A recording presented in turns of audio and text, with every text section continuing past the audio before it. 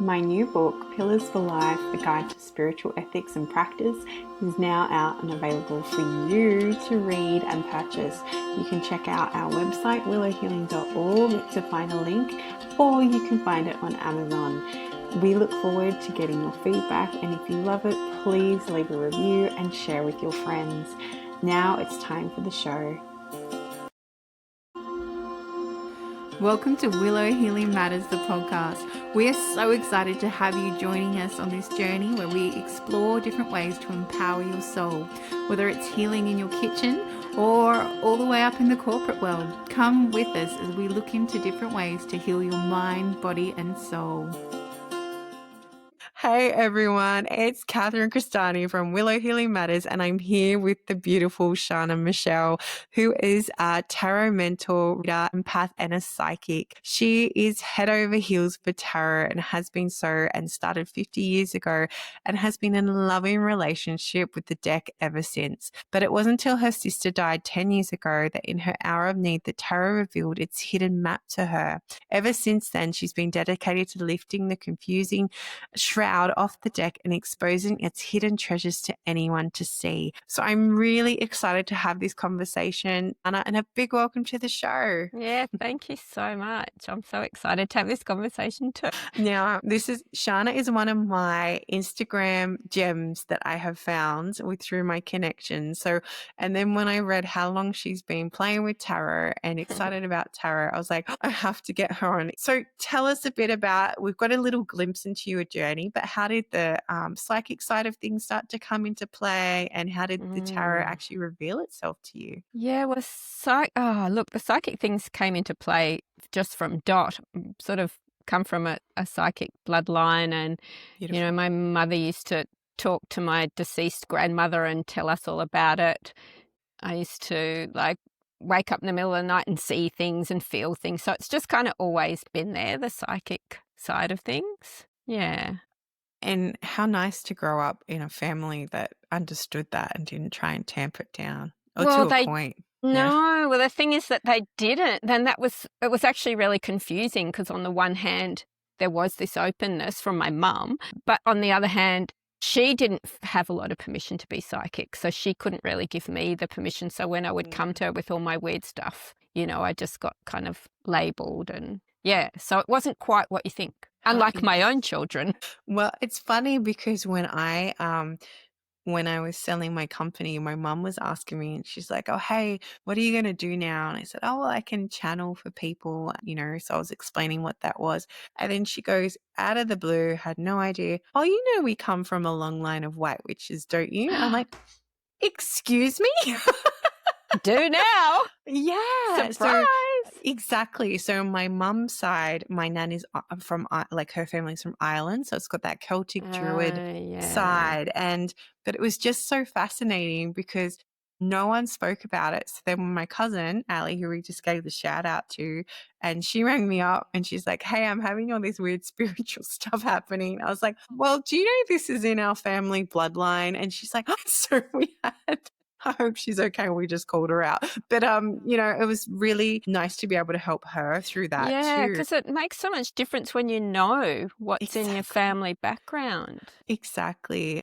And I had a Yeah. previous guest and he's like, "Hey, what's going on? Like, you're covered in vines and trees." I said, "I work a lot with the trees." He's like, "Oh yeah, I can see the Druid Celtic thing." And I didn't know what Yeah. Druidism meant until I Right. actually started interviewing a lot of people on this podcast. Right. What a Yeah. great thing to have in your bloodline. I know, it's very cool. But back to you. You're like, I'm deflecting.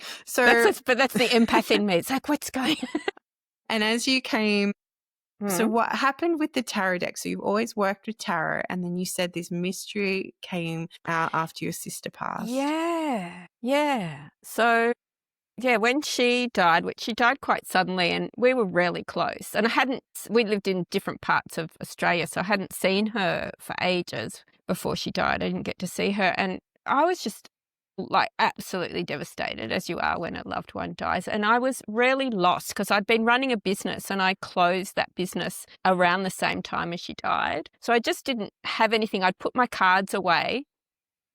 while I was running this business. And yeah, I was just completely lost. And I kept thinking, I just need a map. And I was going to grief counselors and I was like, nah, that is not doing it for me. And yeah, so I was just like, I need a map. I need a map. I just need a map to get me through it. And the sort of 7 stages of grief wasn't doing it for me either. And then it just happened that an old friend of mine contacted me and said, my daughter wants to learn tarot. Will you teach her? And I thought, okay. And I got my cards out, dusted them off and sort of laid them out in this particular way that I lay them out, ready for her lesson. And I looked, especially at the major cards, and I looked at them and I went, oh my God, there's the map.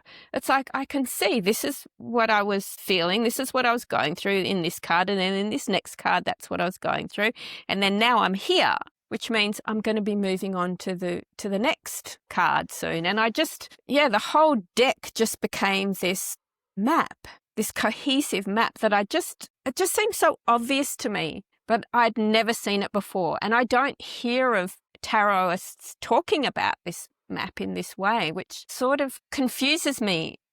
But I didn't see it either. I mean, it took me 40 years of hanging out with the tarot for it to crystallize in front of me. And then it's like I had ground underneath my feet from that moment on, because I had the guidance and I had purpose. Yeah. And I love that it's almost like you had to have that space in that moment to allow that wisdom to come through, right? Because you were in between, you didn't know what you were doing, you sold your company. Yes, you were grieving your sister, but at the same time, you had space to all of a sudden be open to that. And it's like, yeah, it's so true. And I always think if it's kind of like what you were describing, what I kind of got was that, when you're trying to solve a problem and you put the problem to the side and then you're in the shower randomly later that night and you're like, I know how to fix it.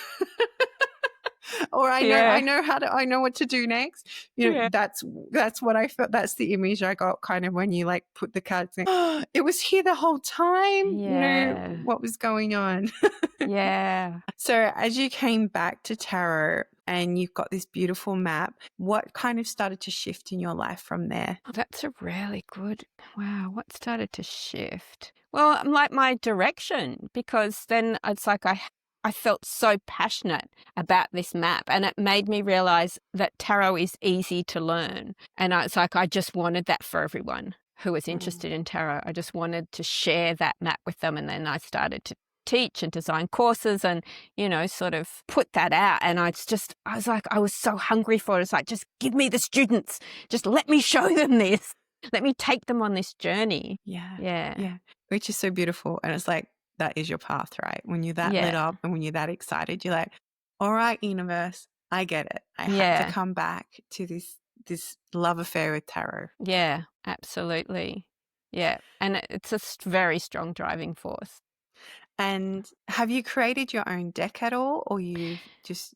I would love to create my own deck. A couple of times I've worked with artists. I wish I was that kind of artist that I could create my own deck, but I'm not.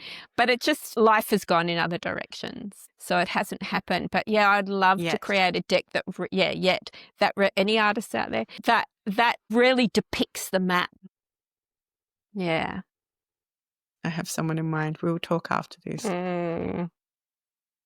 And I guess too, as there's so many different tarot decks, right? Is there different versions of tarot or is it just different interpretations of the deck? There is just one tarot. And so it's just different artwork. And, and then in some decks, people will call pentacles, it might be coins or crystals and it doesn't really matter. Like none of, it can be called anything, but the tarot has this very specific structure.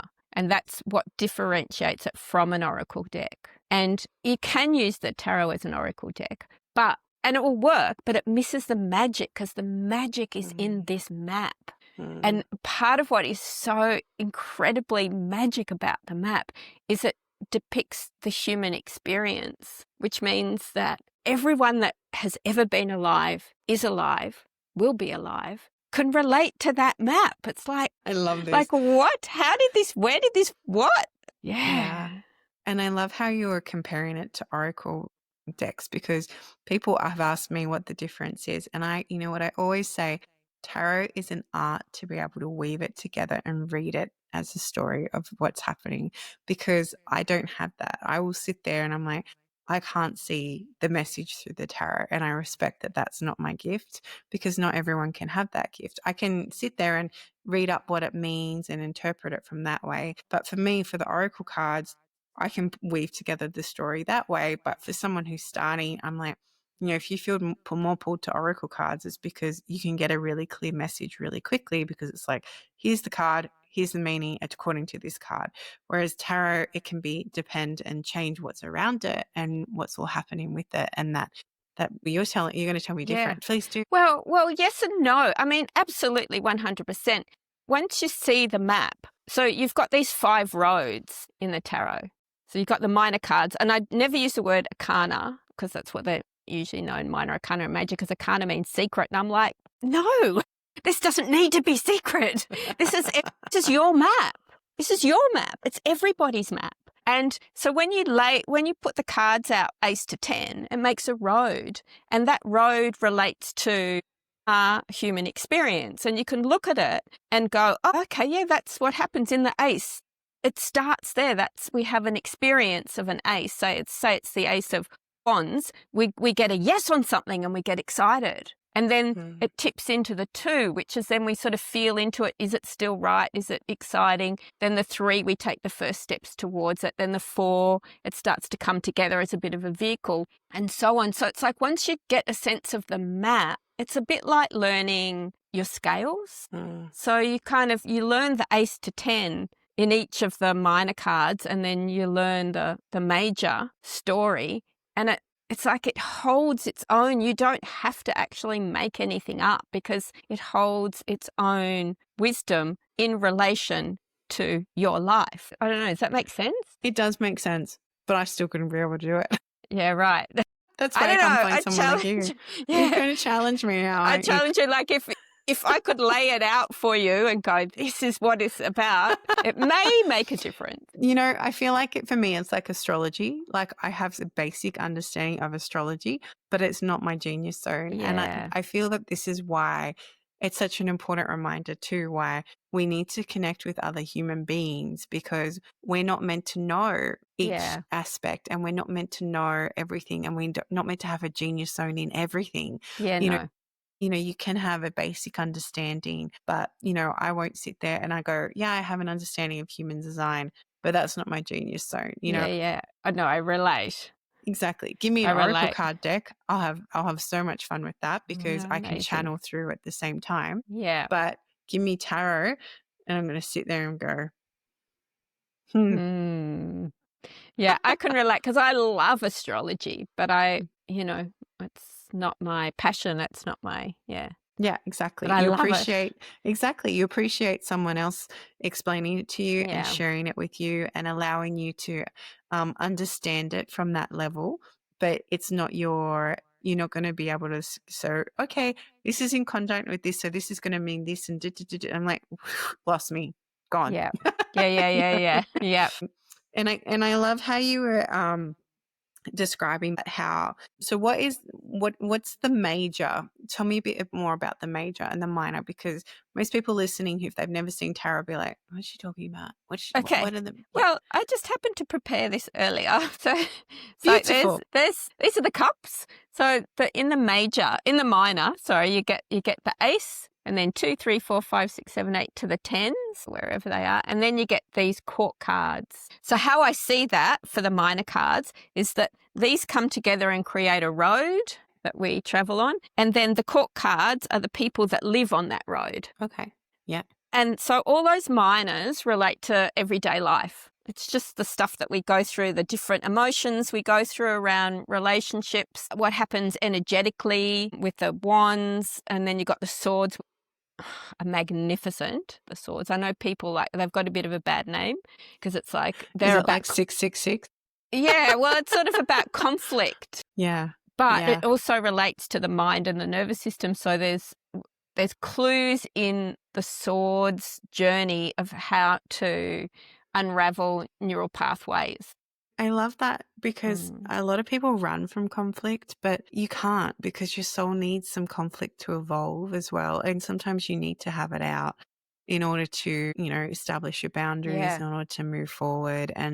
But it's so interesting. Okay, so the swords are for conflict. Some Yeah, so people it's were it's like, it's like mind, nervous system. So it's, when we yeah, get challenged in different ways. I mean, basically, if we're human, we're going to have challenges. And so everything that we experience as a human is in the tarot. And then, yeah, Pentacles, which relates to more the 3D and how we like sustenance, what we have to do to sort of maintain a lifestyle. So that's sort of the minors. And then you've got these major cards, which talk about the big themes. This is like, so I see the minor cards as like the suburban streets and the people that live on the suburban streets. And this is like the major highway. And this talks to our personal evolution.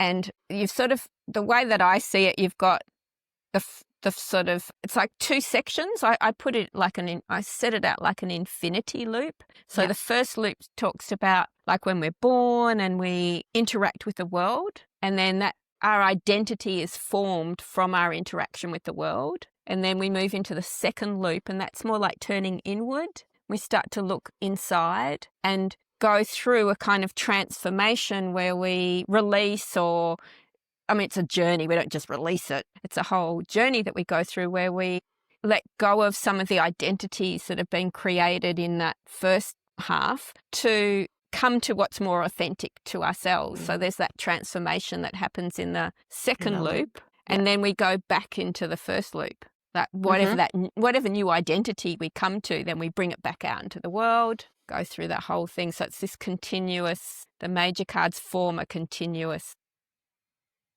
Infinity loop. Yeah. Yes, that's It's it. always Infinity evolving. loop. Yeah, Infinity loop. And infinity loop. And then when you deal them, you just mix them all together, right? You have the minors and the majors all mixed together, and then magically they come out how they need to, right? Yeah, Yeah.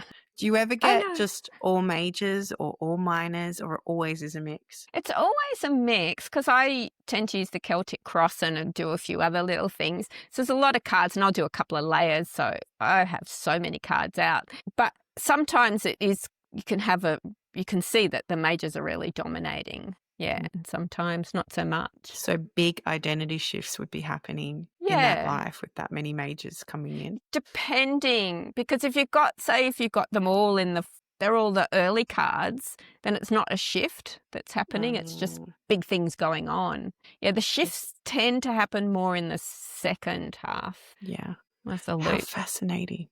I'm so fascinated by this. Okay, what are my other tarot questions? So what are the different suites again? So you've got cups, you've got swords, and you've got pentacles. Is there another one that I missed? Wands. And wands. And what do Yeah. the wands mean? So the wands is about energy, chi, doing, action, Oh, magic. inspiration. And it's really like the wands is really about when you've got energy on something and what happens, the projects, the adventures. Interesting. Yeah. I love this. Thank you, Shana. This makes so much sense. Thank you. Yay. That's what I want to do. Make the tarot make sense. Exactly. Exactly. And I guess, I'm going to ask this question because I feel like it's something that needs to be discussed.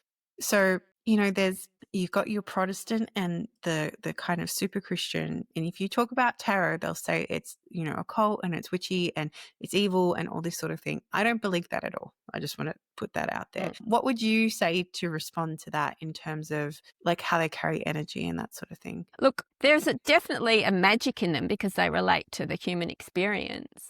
But it's like the power in the tarot is us. The tarot is us. It's our story. It's about our experience. So the tarot is as powerful as we are, and we are powerful. So, that is going to be reflected in there. And I would say, like, there is, like I said, in the sword suit and in the major cards, they talk about how to unwind from cultural conditioning, how to unwind from intergenerational conditioning. So they're a threat. Like they would have been a threat to the church because there's clues in there of how to become your own person. So of course it's going to get vilified. Yeah, it's like when I started learning about numbers, because I would often see repeating numbers and often there would be definitely signs from my angels, like trying to get a message through. And the more I paid attention, the more numbers would show up, repeating numbers all the time.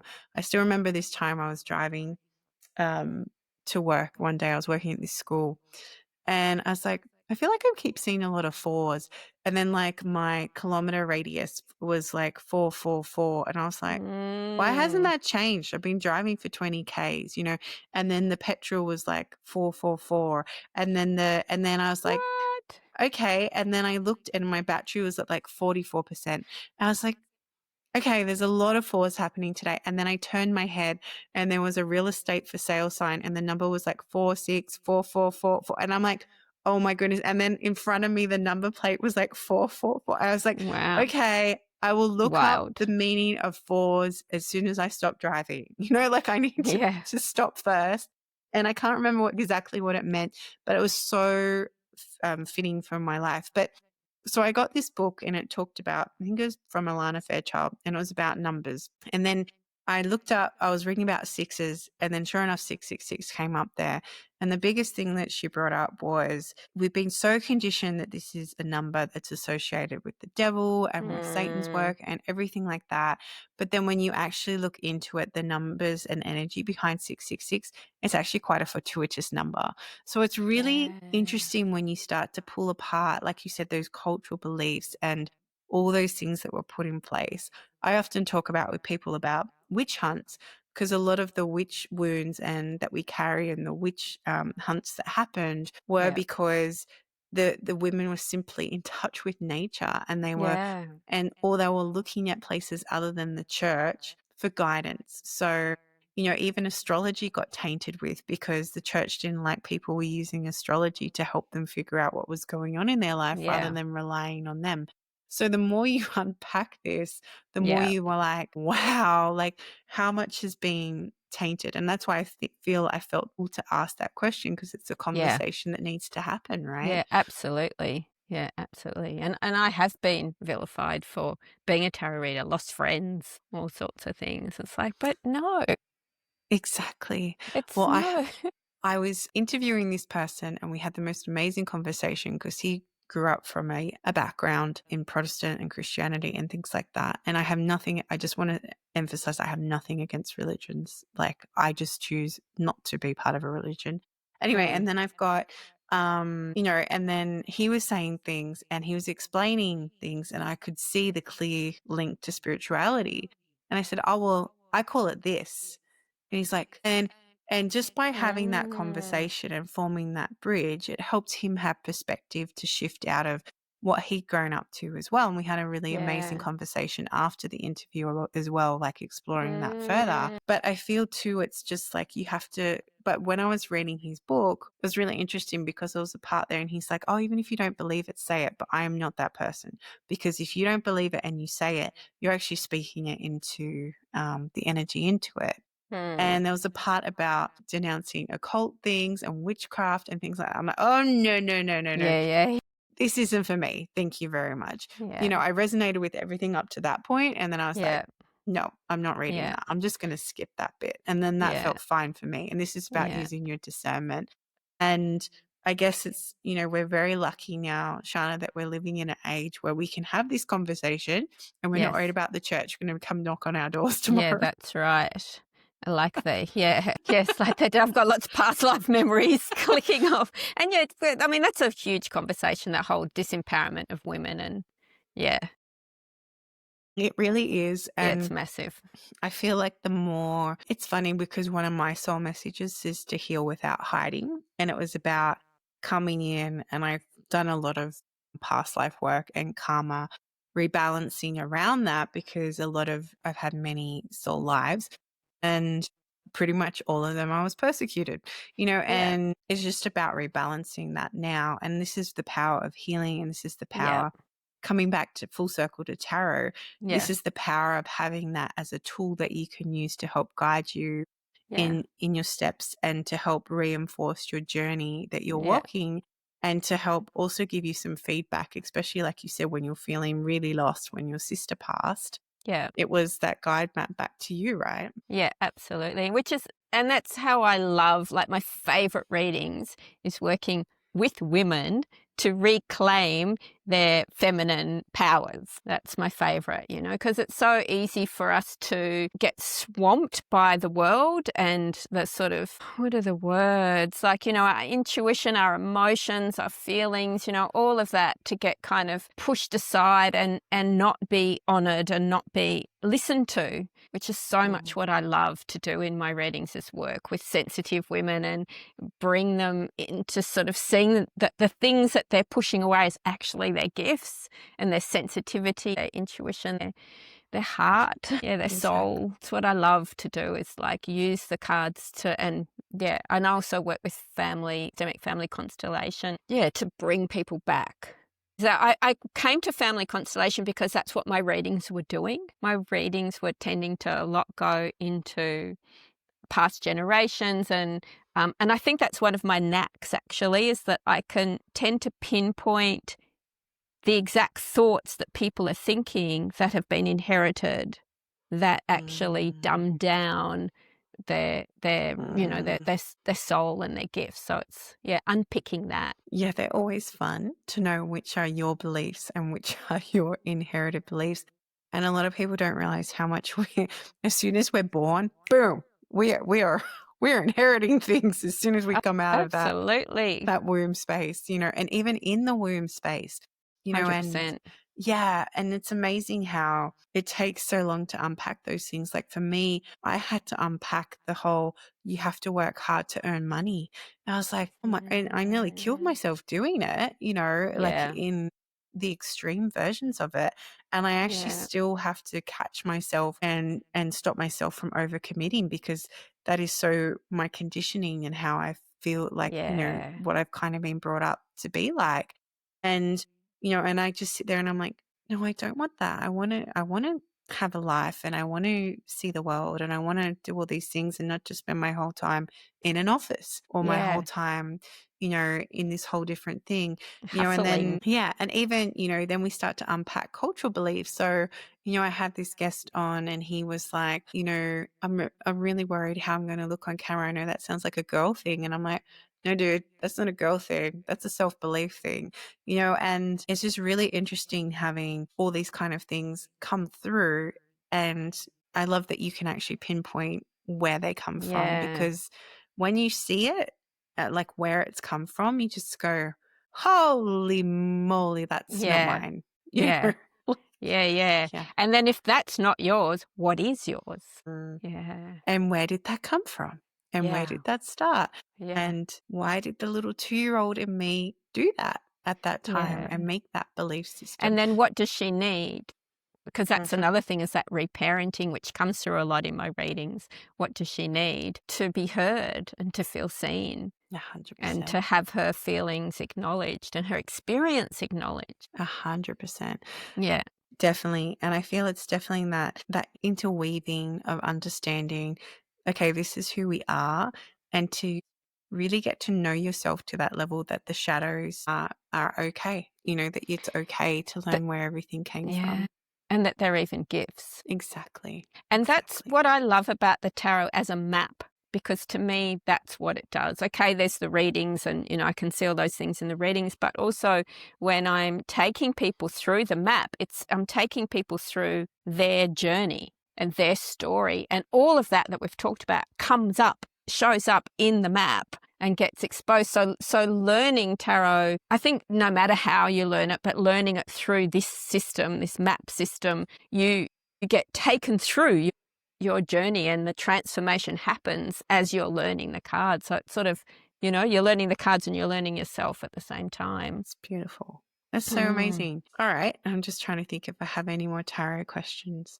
I've got something I want to say, because like when you're talking about like the hustling and having to work hard, and it made me think of this card, that the Empress. Oh yeah. I don't know how clearly you can see that, which to me is about that the organic unfolding that's so feminine. And this is like just like, I'm sure what you're doing, you're just following what is unfolding organically. A seed doesn't hustle when it grows into a tree. It gets nurtured and nourished, and everything happens. It blossoms, it grows fruit, it does the whole thing without any hustle. I'm laughing so much, Shana, because my coach said to me the other week, he's like, my goodness, woman, you have, like, well, not woman, but he said, oh my goodness, Catherine, you have sowed all the seeds. He goes, stop hustling and allow and receive. Allow and receive. And I'm like, all right. And I was very unwell last week coming up to my birthday, which is kind of like that purge, right? And this one day I was like, I really need a nap. And I just fell asleep on the lounge. And my son, he was so good. He just came and was like, can you just come sleep next to me and I'll watch TV? And I was like, yeah, okay, that's fine. And whilst I was sleeping, money came into my account from unexpected sources. Wow. And I woke up and I was like, thank you, universe. That's a good lesson that I actually need to rest. Yeah. And it is sometimes when you think you have to keep hustling, and then you can put that down and go, all right, I've done the work now. I'm actually just going to allow and receive. It can be so magical what comes through. Absolutely. Yeah. Yeah. And as we start to finish our time together, Shana, I asked the guests that come on the show, if you could heal or change something in the world, what would it be? Yes. Well, it would be trauma. Because I always say, like, if I could have a superpower, and people say, like, if you could have a superpower, what would it be? I wish I had like a little gun coming out of my finger that healed trauma. Just got rid of it. It's like, how different would the world be if we didn't have trauma? Like, it would just be a different place. It's so funny because I say mine would be duplicity, like where I could make myself multiple versions of myself so I could be everywhere I needed to be at once. Right. But yes, it would be very cool if you could heal trauma. But not just that, but like allow people to find it themselves and heal it really quickly too. Because sometimes we get stuck in those trauma cycles. And that can be really detrimental too if you don't have the right support to help you pull yourself out of it. Absolutely. We all need support. Yeah. And Shana, if people want to come and work with you, where can they find you? So they can find me on Instagram, on Facebook, and on TikTok at Tarot Witch Shana, and my website. Beautiful. And I'll make sure they go in the show notes. And I know as we're recording this, your website is getting a major overhaul, which is very exciting. So by the time this comes out, people are going to get the brand spanking new Shana, which is very exciting. Yeah. And I'll have online courses and ebooks and lots of different avenues. Beautiful. Amazing. So thank you so much, Shana, for helping us unpack the tarot and the mystery of the tarot. Very grateful to have you on and for you to explain it in such a simple way as well. Oh, that's good. I hope so. I hope it's clear. That's what I want. Otherwise, people could come find you and learn more. So if you're absolutely. Curious, go look up Shana. Yeah, and thank you so much for having me, and on your birthday too. I know. Feels so if anyone's special. listening, this is probably coming out in December, but we're recording this on the 7th of July. So it gives you some idea of the process to get these episodes out. Could be my birthday because my birthday's in December. So it could be my birthday as you're listening. Maybe. Well, thank you again, Shana. I truly appreciate your time. Yours too. Thank you. Thank you for listening to Willow Healing Matters, the podcast. We have so much love and gratitude that you have taken the time out of your day to empower you on your healing journey. The views shared by the person being interviewed might not necessarily reflect that of the host and should be used at your own discernment. Trust what resonates for you and follow your heart and soul guidance. If you have any underlying medical conditions or mental health issues, please consult with your healthcare provider before pursuing any of the recommendations. Likewise, you can always contact the person being interviewed to find out more information. This can be found in the show notes. Remember to activate, align, heal, empower, and find love in everything that you do.